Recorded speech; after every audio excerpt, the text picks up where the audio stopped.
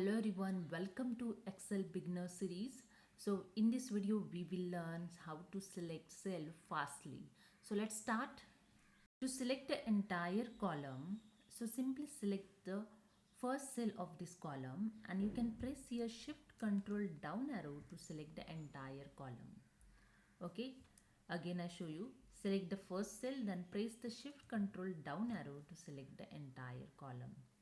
And to select a row, same as select the first cell, then press the shift control right arrow.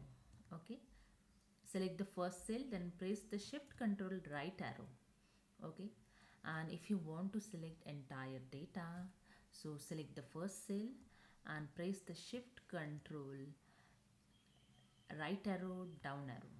Okay, so here select the first cell. To select the first row, shift control right arrow, then down arrow to select the entire data. Okay, and the one more shortcut key here.